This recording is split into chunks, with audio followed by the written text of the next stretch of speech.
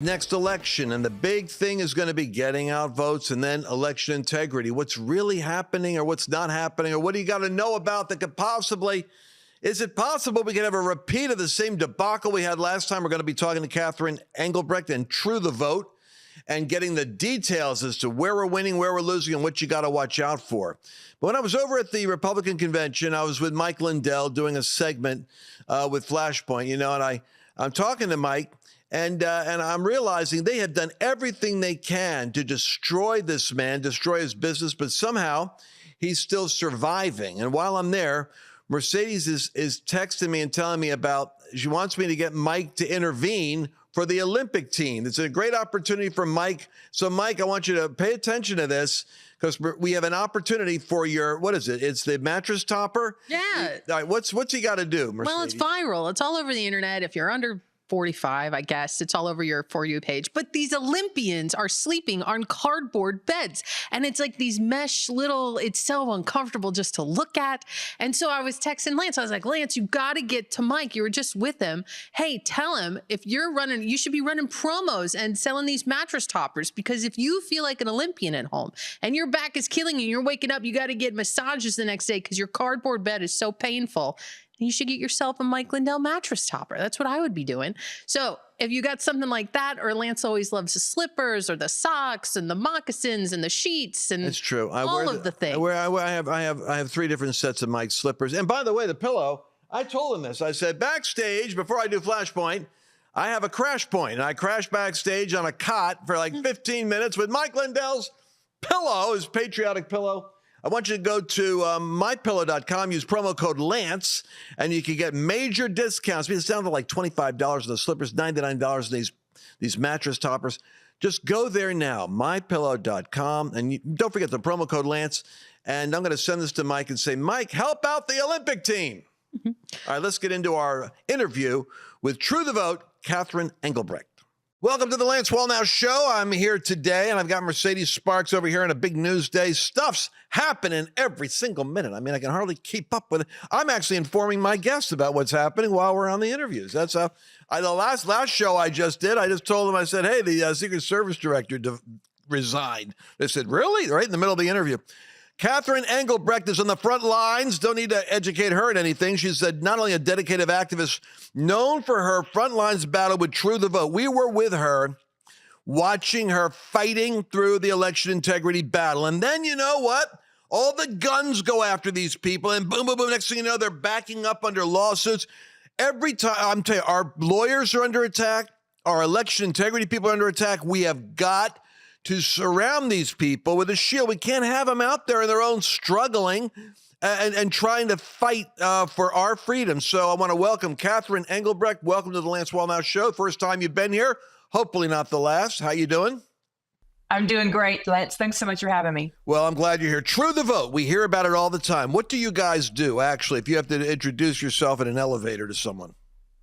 Sure. We started in 2009 as an organized effort to empower citizens to serve in their local elections. And we do that in a variety of ways through providing research, providing technology, providing training.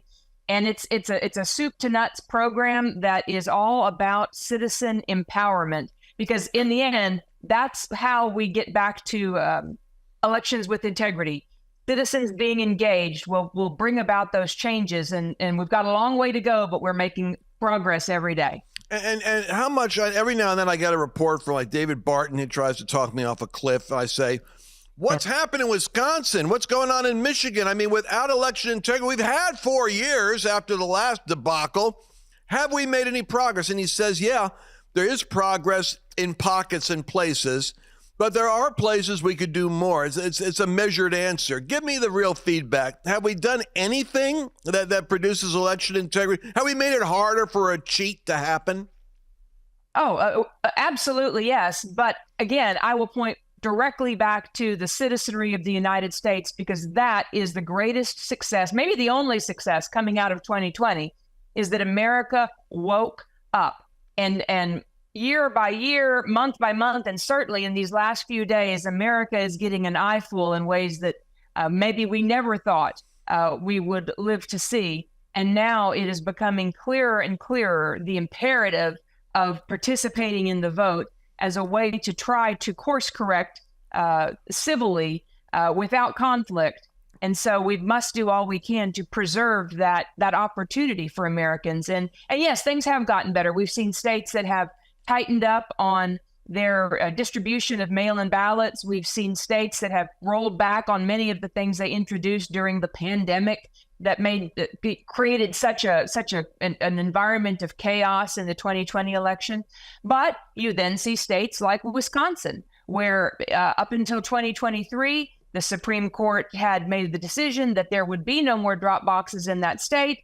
Then the Supreme Court makeup was changed. It went from conservative to liberal. And just a month or so ago, that Supreme Court reopened the case that determined the unconstitutionality of ballot drop boxes, made a new decision, said that now that they will be used. And so what you're seeing in Wisconsin as we speak is the installation of over 500 new ballot drop boxes across the state. Oh my gosh, in Wisconsin.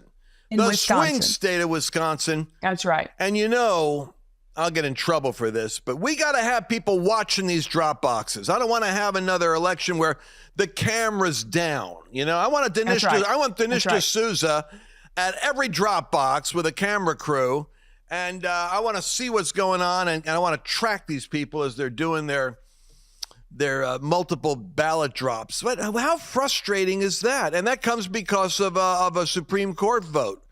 And so, right. How about Michigan?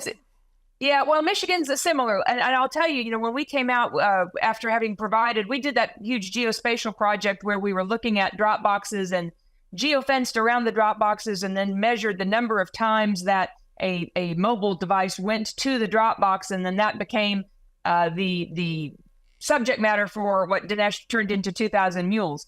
But with that sort of as a backdrop, we are very familiar with the problems of ballot drop boxes. And in states like Michigan and Wisconsin, one of the many tragedies was that they told their citizens that they would monitor those drop boxes, that they would have surveillance cameras on them, and they did not. And so we know that now. We know that the cameras are not to be relied upon. The belief that this would be monitored in any way is frankly not to be believed. And so what we are doing at True the Vote is taking it an extra step and working with sheriffs to identify areas that sheriffs would be willing to allow us to grant them camera equipment that then they can monitor and we can live stream. It's our opinion that making this transparent is the best way to alleviate the anxiety that comes from knowing that those drop boxes are just open to anything that people want to shove into them.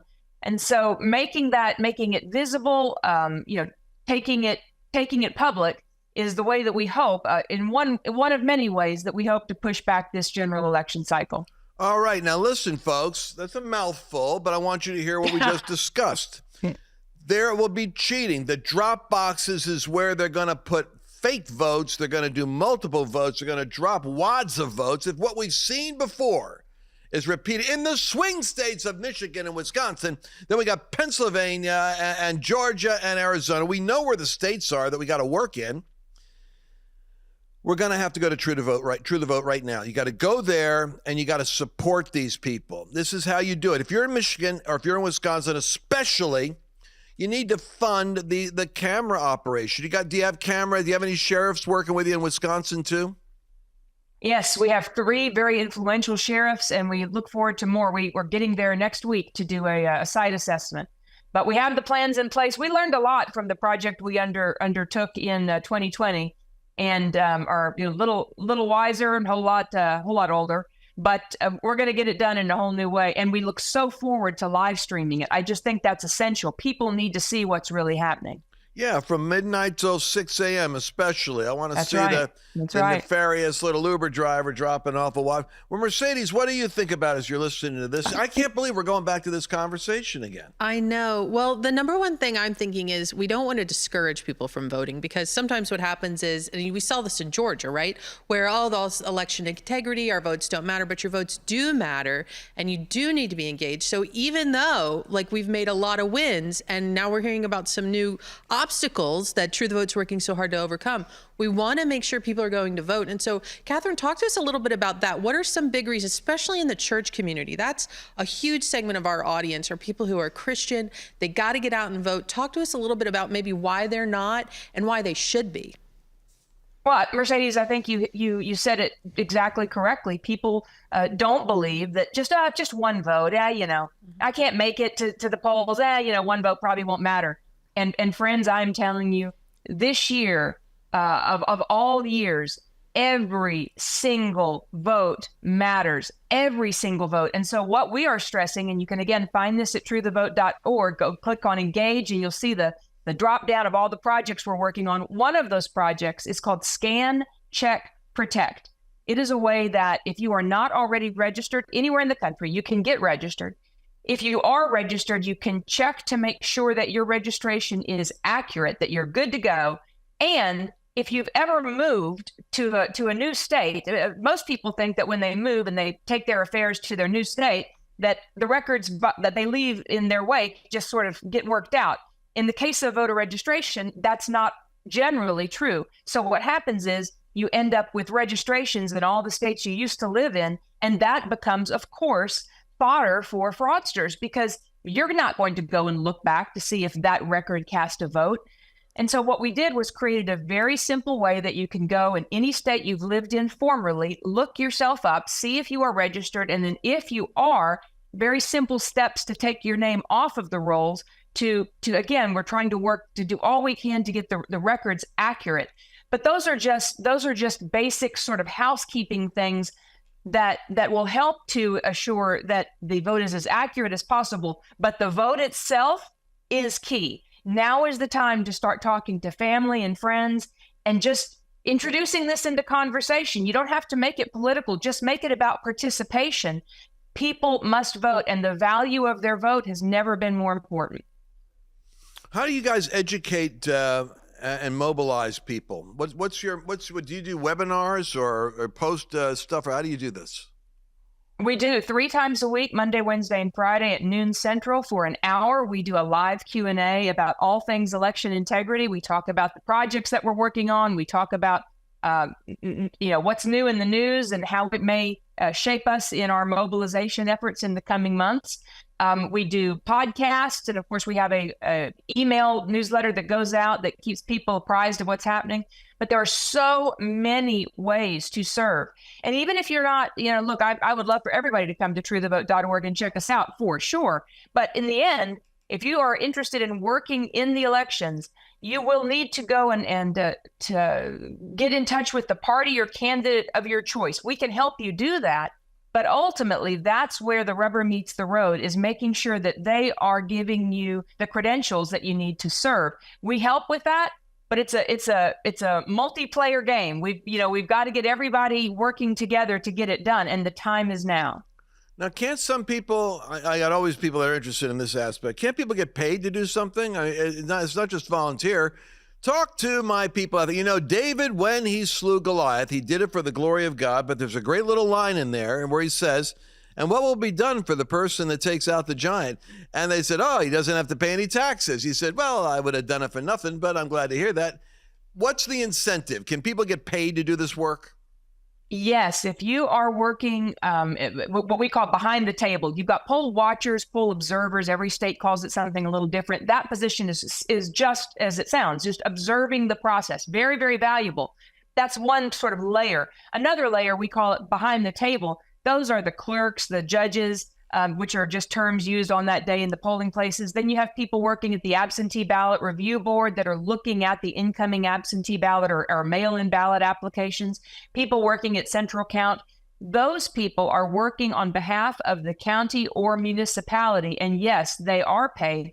Typically, it's minimum wage. You're paid for, a full day's service for as many days as you can work. It's not a huge amount of money. But it's something, and they can get paid to do it. Catherine, I'd like to hold you over for a second. We're going to take a quick commercial break. We're going to be right back with Catherine Engelbrecht. We're going to ask her about how my tribe can get involved with politics and civic engagement and what the biggest threat is that we're not talking about. We'll be right back. You ask and we listen. We're finally bringing the most requested offer ever. Get the queen size premium MyPillow, now only $19.98.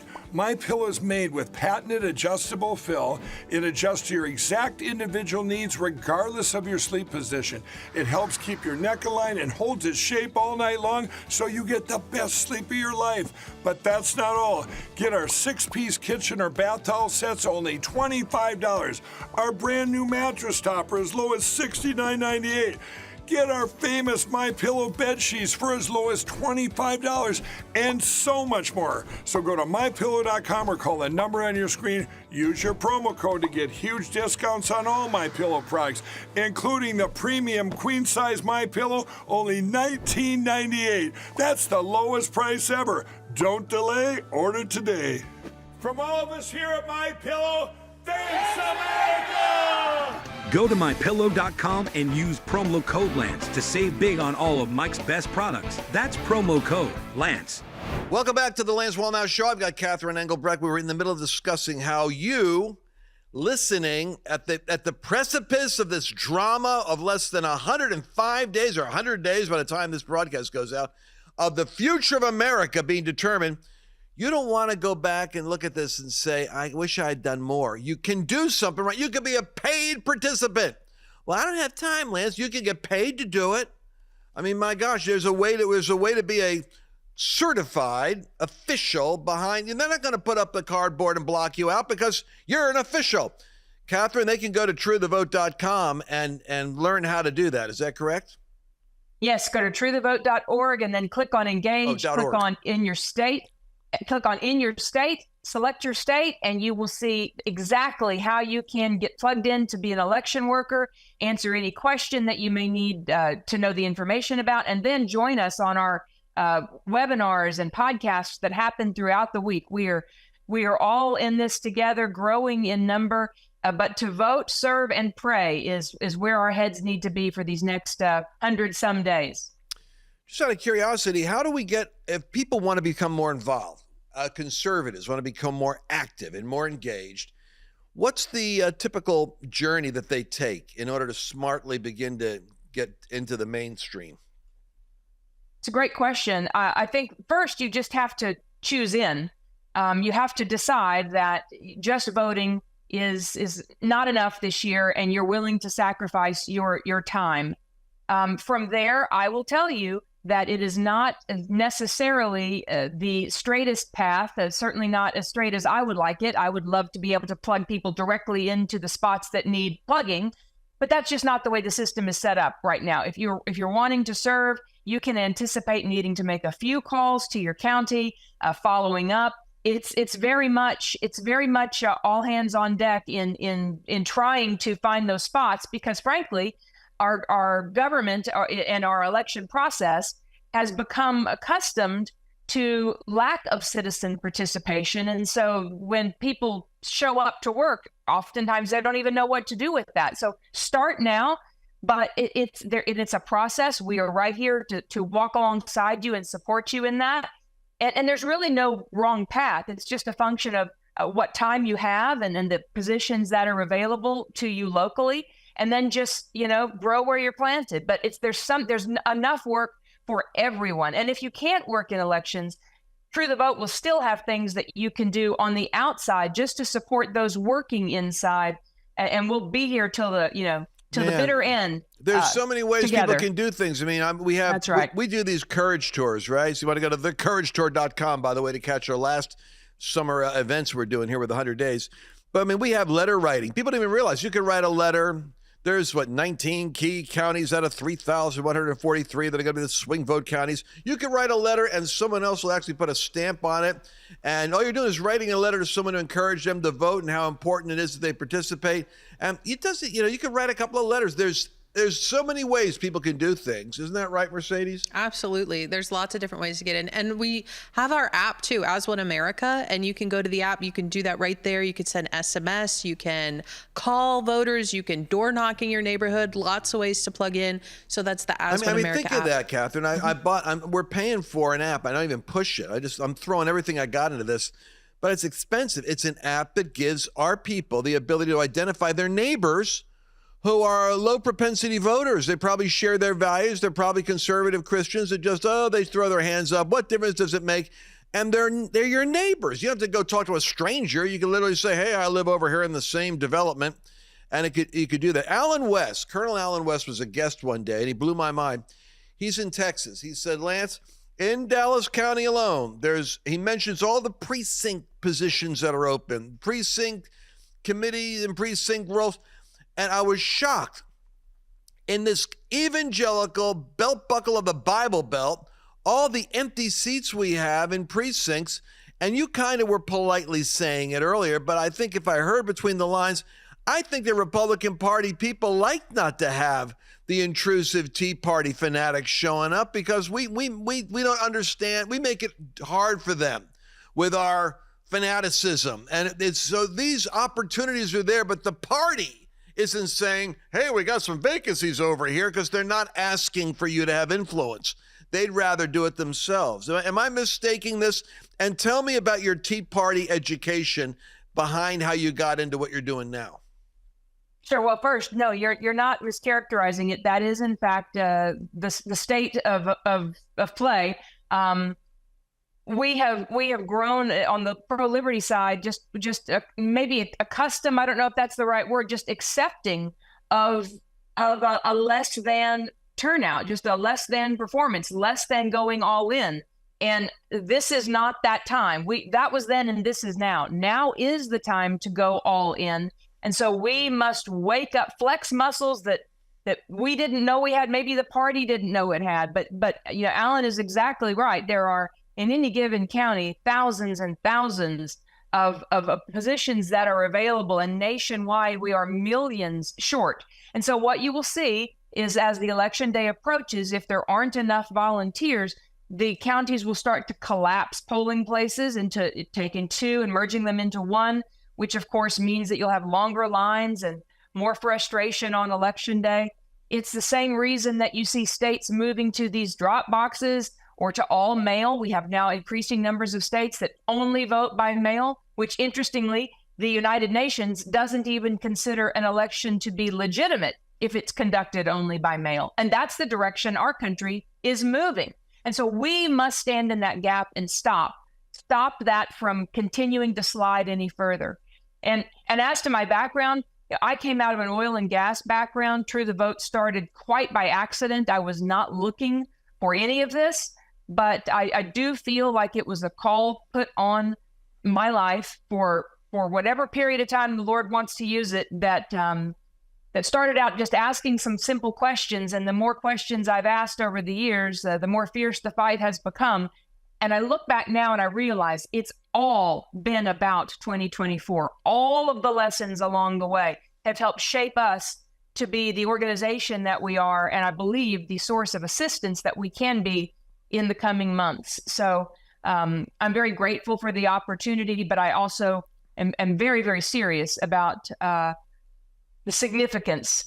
This is not, and we've all heard it a million times at this point, but this is truly not like any other election. We are fighting for the survival of our republic, and I shudder to think what will happen if we don't give it our all this time. Yeah, and I remember Rush Limbaugh talking about low information voters, and I started listening to him. I thought, that's the big problem we got. We got people that are manipulated by sound bites, and ladies and gentlemen, what you are about to see is a veritable, F5 tornado of billions of dollars of manipulated free media that's going to get behind a narrative to put Kamala Harris and Pete Buttigieg or Governor Newsom in office. And these people's, their agenda of the open border, bankrupting of the American Treasury, crime, literally the dissolution of America as you've known it, to reconstitute it and recreate it as a socialist republic, with the loss of Christian liberty, the loss of freedoms, the restacking of the Supreme Court. What you're doing, I'm getting old enough so that I'm traumatized to think of that happening. But when I think about my children and the world that they're going to have to step into, I square my shoulders and I walk into the line of fire. I'm not afraid to fight this thing for their sake. Catherine, voter guides. I got Ralph Reed's raising up millions of dollars all the time for voter guides. I'm suspicious of voter guides. What is the real value of a voter guide? I mean, if I'm a Christian, I know my values, Republican. I know the Democrats' values are typically all lockstep, goose-step, crazy. But I mean, what does a voter guide do? And help me understand its utility. Well, True the Vote doesn't get involved in voter guides. We're nonpartisan. It's not really our thing. But I do think that, as complex as ballots have become, right, that are multi-page and screen after screen after screen, it can become overwhelming. And while in many states you have the option of just choosing straight party, it does ring a little hollow if you want to vote your values and you want to know where the positions or where the people actually stand who are running for these positions. And so to that end, I think that if there are organizations that you identify with and that you feel are trustworthy and trustworthy advocates, that a voter guide could be very useful to help kind of get your head on straight when you go into the polls and you fill out your ballot, you feel well informed. But I highly encourage people to take a look at what their sample ballot. There's all manner of ways to see this online. Familiarize yourself with what you are going to see and go in well prepared to cast your vote to the people who best represent your values. So in that respect, I think voter guides are good things, but you still need to do your own research. Catherine, I had a quick question. A lot of talk about, do you vote day of? Is it a voting season? What's your take on that? We got about a minute left in this segment, but what should people be thinking going into election season here? Yeah, I mean, voting in person is the gold standard. There's no two ways about it. But more important than any of that is vote. If you have to vote early, vote early. If you vote if you vote by mail, I would recommend taking that mail ballot and turning it into your county office in person, if at all possible, and skipping past putting it in the mail or dropping it in a drop box. But in any event, no matter what that needs to look like, if you've got to crawl across broken glass to vote this cycle, just vote. And then you have enough patriots working there to support the process. They'll be there to help make sure that your ballot finds its way to its intended destination. So it's just however you can vote. The thought of postmen, unionized postal service people getting my vote, I want to drop it off and make sure. That's what most people don't trust, that it's going to get there. So drop it off. That's a great point. Catherine Engelbrecht, we're going to drive traffic to truethevote.org. Make sure you guys are doing that. Truethevote.org. It's a rich site with so much it can do, and you owe it to yourself to go there. And we got to get the game plan on right now. It's all about getting out the vote and preventing a theft. That's the two things we got to do. If we do that right, we've done our job. Catherine Engelbrecht, thank you so much. We look forward to having you back again for updates as the battle commences and unfolds. God bless you. Did you enjoy this latest episode? Please remember to share it with your friends, because the more knowledge you have, the better equipped you are to navigate the world.